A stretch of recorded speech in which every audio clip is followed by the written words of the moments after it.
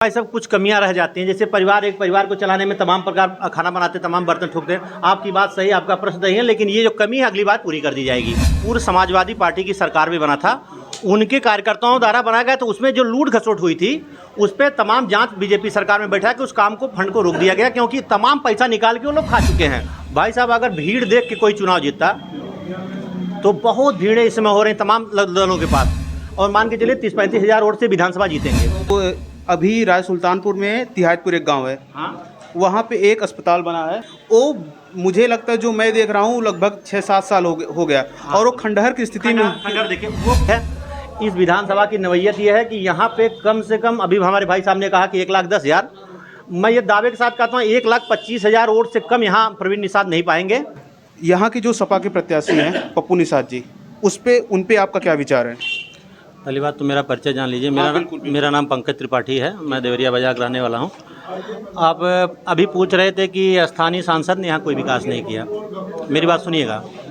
मैंने जो मैंने प्रश्न किया है ये सभी जनता का, मेरा कुछ नहीं पर्सनल है। ठीक है, एक मिनट हमारी बात सुनिए मैडम। सांसद को एक साल में 5 करोड़ रुपया मिलता है। 5 करोड़ रुपये में वो कुछ छोटी मोटी गलियाँ बना सकती हैं। यहाँ से तेंदुआई कला की कितनी दूरी है? लगभग 10 के आसपास, लगभग। जो मैंने माइंड मत करिएगा। आपकी उम्र कितनी हो गई? 25 साल। 25 साल में शायद आपने एक्सप्रेस देखा था क्या किसी व्यक्ति ने?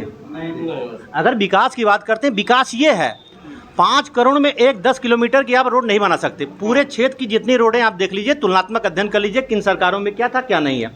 और जितने हाईवे के किनारे जो IT सेक्टर हब बन रहे हैं, ये रोजगार तो अम्बेडकर नगर के लोग ही पाएंगे ना।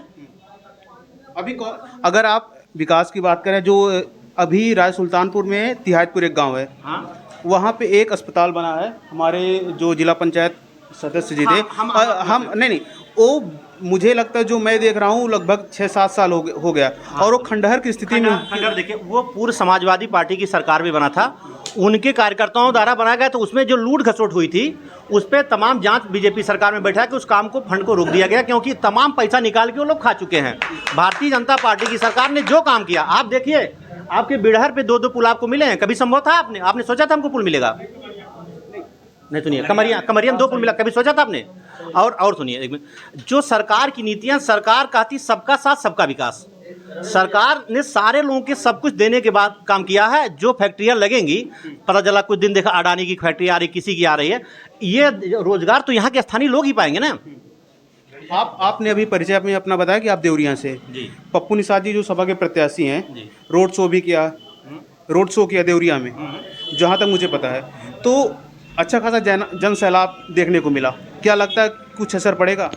भाई साहब, अगर भीड़ देख के कोई चुनाव जीतता तो बहुत भीड़ें इस समय हो रही तमाम दलों के पास, लेकिन अंत में जनता निर्णायक होती है। वो मन बन चुकी है, हमको वोट देना है, मोदी जी को देना है। वोट की बात पे मत जाइए। हमारे पास 85% है, हम भी आपकी बात सुन रहे हैं। अगर आप कुछ बोल रहे हैं, आपकी बात अच्छी लगती है, हम सुन लेते हैं। ये कोई नहीं कि हम सुन लेते आपको वोट देते, कुछ नहीं। विकास मेन है। सरकार सबका साथ सबका विकास लेके चल रही है। इस विधानसभा की नवैयत ये है कि यहाँ पे कम से कम, अभी हमारे भाई साहब ने कहा कि 1,10,000, मैं ये दावे के साथ कहता हूँ 1,25,000 वोट से कम यहाँ प्रवीण निषाद नहीं पाएंगे, और मान के चलिए 30-35 हज़ार वोट से विधानसभा जीतेंगे। विपक्ष का दूल्हा नहीं है, मेरा दूल्हा दिख रहा है। अच्छा। और दूसरी बात कि जिसकी इतनी संख्या उसकी उतनी भागीदारी। उस तरफ 4 लोग हैं तो उनको कुछ ज़्यादा देते हैं। ये नहीं कि हमारे साथ नाइंसाफ़ी कर रहे हैं, हमारी बात सुन रहे हैं, हमारे लिए आ रहे हैं, हमारी बात कर रहे हैं। प्रजातंत्र, लोकतंत्र में हिस्सेदारी का बहुत महत्व होता है। और देखिए, विकास जो है अभी आपके सामने दिख रहा है, कम से कम 250-300 करोड़ की परियोजना है, तो ये विकास है ना। जब रोड बनेगी तो टोल से कमाई होगी, पेट्रोल कम लेगा, डीजल कम लेगा, सस्ता होगा, हर व्यवस्था होगी ना। चलिए, एक अंतिम प्रश्न आपसे लेते हैं। विशेषकर अगर देखा जाए आलापुर क्षेत्र में कोई बस स्टैंड नहीं है। अगर कोई बच्चा बाहर से पढ़ाई कर रहा है, कुछ जॉब कर रहा है, अगर रात में आना चाहे वो नहीं है। अगर एक बड़ा अस्पताल देखा जाए तो अकबरपुर में मया हॉस्पिटल है, अगर मैं गलत नहीं हूँ तो जो आलापुर की जनता है, कहीं अगर जिला देखा जाए तो यहाँ से लगभग राय सुल्तानपुर से 70-80 की इतनी दूरी पड़ जा रही, तो एक बहुत बड़ी समस्या मानी जा रही है। और इस पे काफ़ी बार प्रश्न उठा सांसद जी से, मैं नहीं और लोगों ने भी उठाया प्रश्न, एक क्यों नहीं अभी तक हो पाया?